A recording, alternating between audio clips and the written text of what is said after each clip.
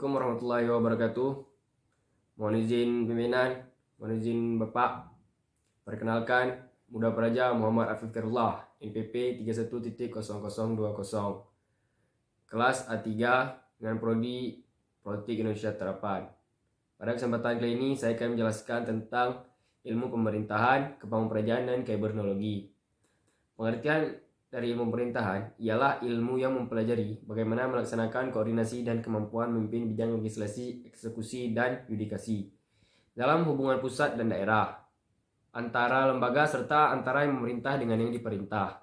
Tujuannya kita mempelajari ilmu pemerintahan adalah agar dapat memahami teori-teori, bentuk-bentuk dan proses-proses pemerintah, serta mampu menempatkan diri dan serta ikut berperan di dalam keseluruhan proses penyelenggaraan pemerintahan, terutama pemerintahan dalam negeri.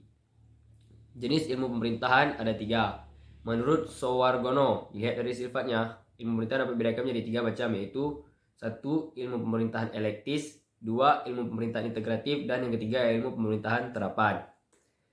Dan yang kedua, pengertian dari kepemudaan. Kepemudaan adalah sebagian dari tugas-tugas pemerintahan yang memerlukan pengetahuan luas dan mendalam terhadap berbagai aspek kehidupan serta permasalahan yang dihadapi masyarakat. Ketangguhan ideologis, seni kepemimpinan yang tepat, dan kemampuan menggerakkan masyarakat.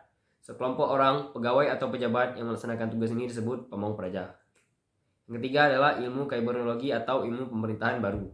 Kibernologi adalah ilmu yang mempelajari proses pemenuhan kebutuhan manusia sebagai konsumer produk pemerintahan, akan pelayanan publik dan pelayanan sivil dalam hubungan pemerintahan.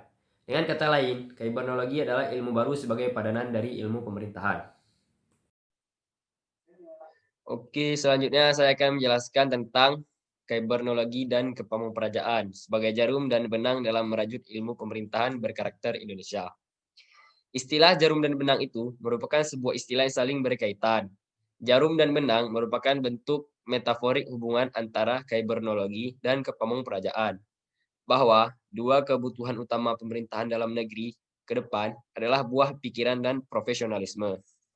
Dalam hal ini, profesionalisme itu adalah kepemudaan, sedangkan kibernologi di sini adalah bangunan buah pikiran yang utuh, sebagai body of knowledge yang dinyatakan bahwa buah pikiran yang kuat adalah pikiran yang bangunannya berkualitas total. Buah pikiran yang kuat telah dijelaskan dalam sistem nilai kepemudaan, sedangkan buah pikiran yang tajam dijelaskan sebagai berikut. Ketajaman buah pikiran tidak merusak sasarannya, tetapi jarum yang tumpul akan merusak jahitan. Demikian juga dengan pikiran yang tumpul akan merusak pihak lain dan diri sendiri. Sudah tentu tajam tumpulnya pikiran tergantung pada tingkat keterasahannya. Buah pikiran yang besar, kuat, dan tajam menerobos zaman ke depan tidak cukup dan akan berakhir sia-sia.